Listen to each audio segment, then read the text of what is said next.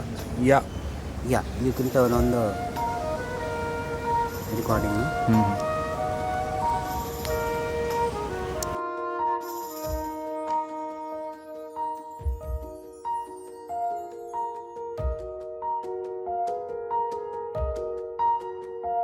I think it's very difficult always to know what aspects of a person's life shape them.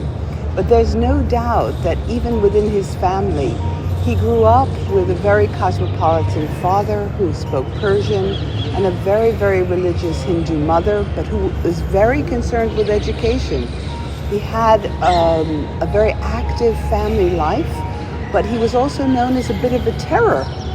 And being a little terror, they were constantly trying to call on Shiva to calm him down. Now, this is part of the legend about him, but there's no doubt that he's a very active child, and he has fantastic sisters who are also learning English, very educated, and one of whom he loses, named Jogendra Bala. And people don't really know this about him, but when he was away as a sannyasin, he learned of her death, and he's really quite devastated by it.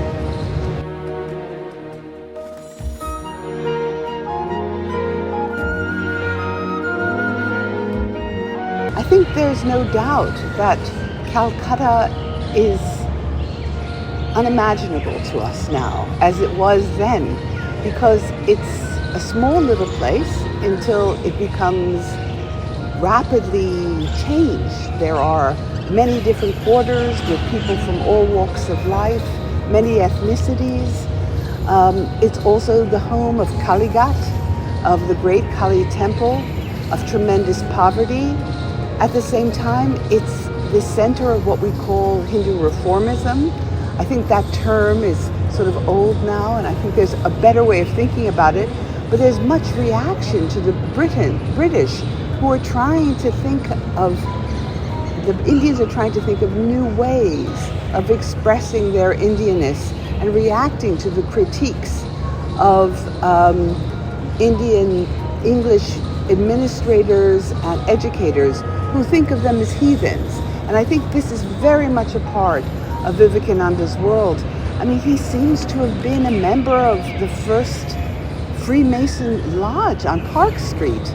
And this was very unusual for Indians to be involved in it.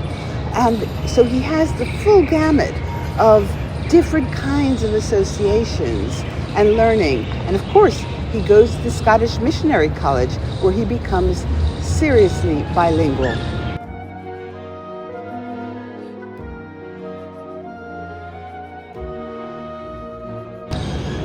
The title Guru to the World was not meant to reinforce all the cliches of India as the spiritual land that educates the West against its own materialism.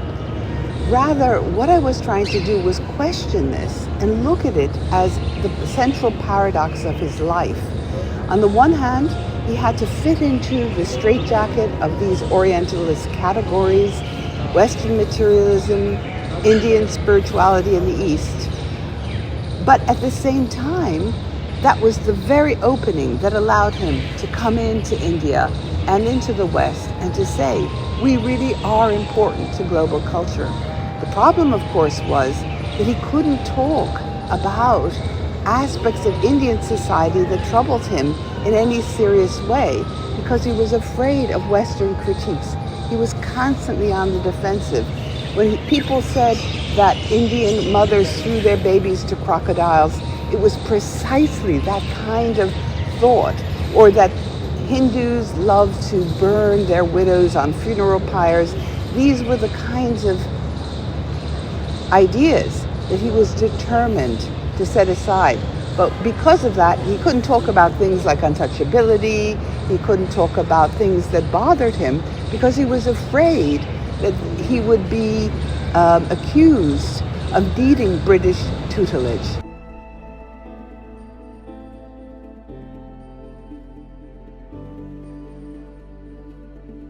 The views on caste are changeable and move and very interesting. If you follow them, There are moments when he says the one thing that the British do that's good is they come in and they break up caste.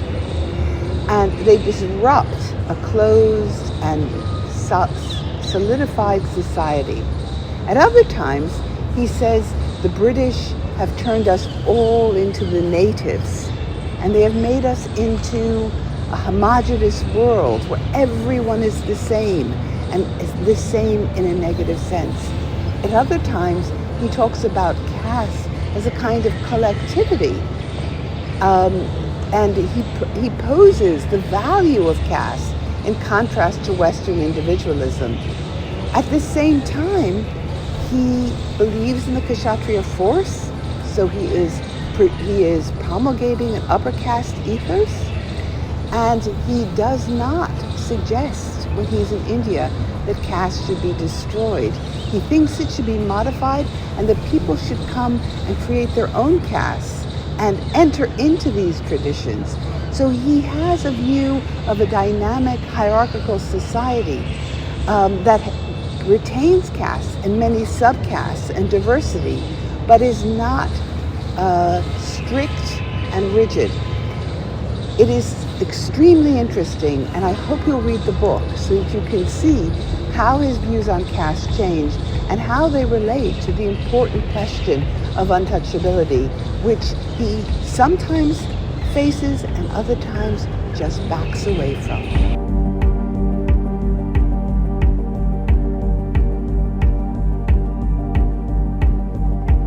Yes, he didn't understand it, but he was working with it. And the feminization of religion is a Western idea that historians in the West have talked about when they talk about the 19th century. And they say, well, let's look at all these women who are involved in missionizing, school teaching in the colonies and at home, and trying to use spirituality and Christianization as part of the way that they increase their moral and social status. But what's so interesting is that Vivekananda's mission inverts that. There are many women in his life, but instead of their becoming missionaries, especially the women in America and Britain, they become anti-imperialists and defenders of Indian autonomy against the West. This is totally surprising, especially if you look at their backgrounds. They came from very traditional Christian backgrounds. Some of them were even daughters of ministers. It's surprising that they didn't become missionaries and instead come to Vedanta. Instead, he also connects them with Sharada Devi, and they regard her as a saint. They worship her. No one would have expected these kinds of connections and the connections that the women between West and East made. Also, they were not women who were similar in values. They were different. And so it was both an extraordinary achievement, but profoundly paradoxical.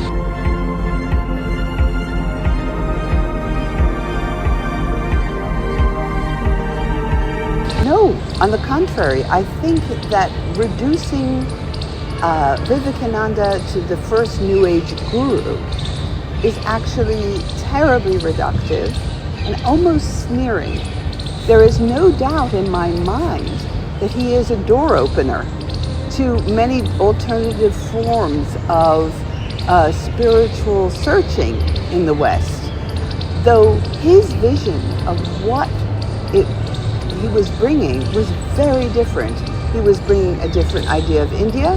He was bringing an insistence on global tolerance. He was presenting a form of universalism that was not about Christian exclusivity, and he was defying, in his speech, the vision of a Western hegemony.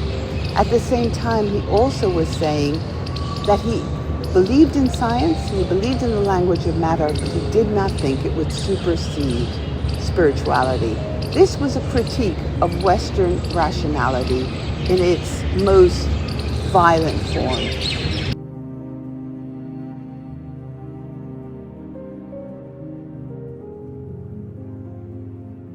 there were two really big challenges. The biggest challenge was how to write a book that was both for an Indian audience and for a Western audience.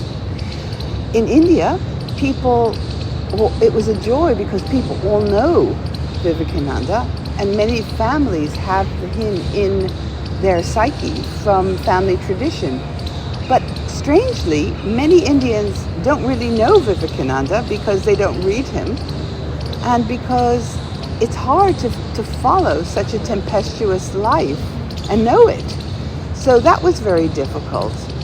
For Westerners, there was a series of Hindu ideas, Vedantic ideas, that were so difficult, and also to convince them that they had to know about world thinkers that concern India other than Gandhi and Nehru.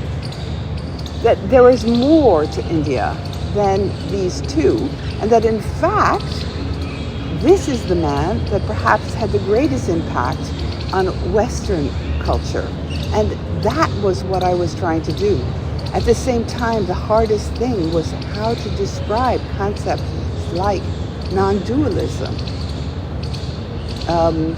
Why it was that he thought Christianity had faults in certain ways, but he was nonetheless considered Christ a manifestation of the divine.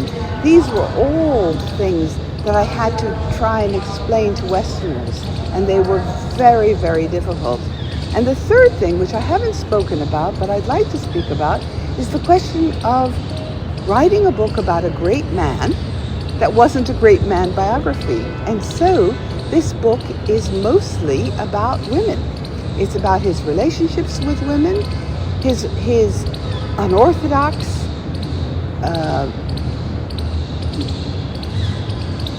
discipleship under a very, very creative but highly original guru named Ramakrishna, and also how it was that his legacy was then shaped by other unorthodox people like Margaret Noble's sister Nivedita, who people again know of, but have again a very, very two-dimensional view of.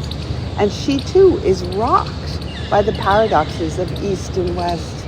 And I tried very much to write about her so we could see not only how Vivekananda related to the West, but how Nivedita related to India.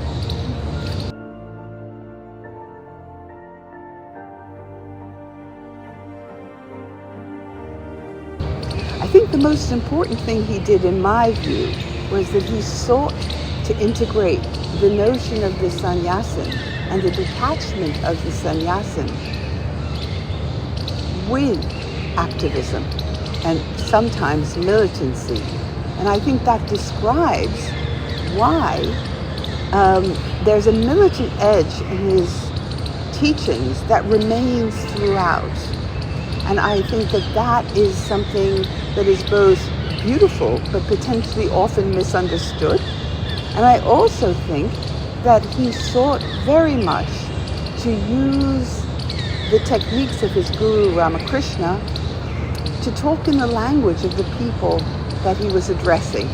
So whether that be individuals or different audiences. And so that was also remarkable. He also talks in the West about making people less hard and materialistic. And when he was in India, he was talking to people who he thought were timid and subservient and who needed to be more assertive and more self-reliant.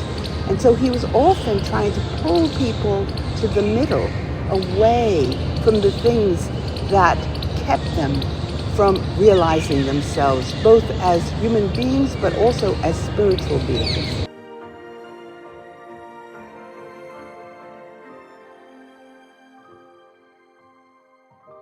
Of course, I'm an author. I want everyone to read it, and that's not surprising. But I think that for Indians, what's important is to learn to get a more multifaceted view of Vivekananda, And also to see him in his human form, not as someone who has to be venerated, both the good and the bad, but also to integrate these many aspects of himself, as many Indians have to integrate all the thinkers, great thinkers of the 19th and 20th century, so that they can integrate different visions of India. In the West, I think we need to remember that yoga and meditation and everything that we think about Eastern spirituality actually has a basis in anti-colonialism. And he came with an anti-colonial message. And this is the things that people don't even know about. And they certainly don't know that he was challenging what he saw as muscular Christianity with a vision of flexibility, both moral, spiritual, and intellectual.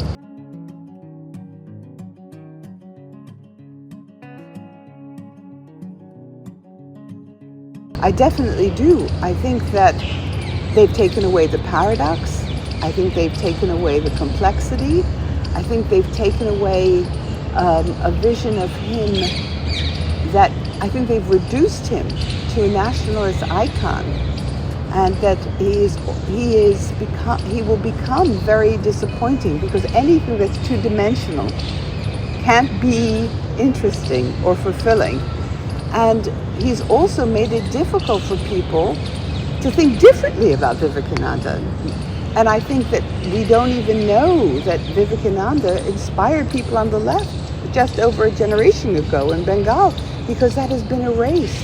We don't know that he dies at 39, and we have no idea what his political, let alone spiritual course would be.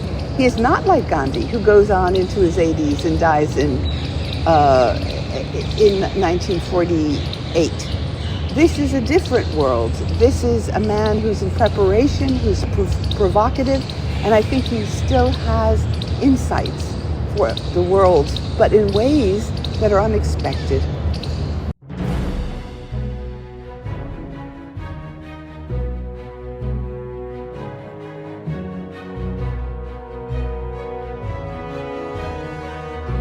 Great.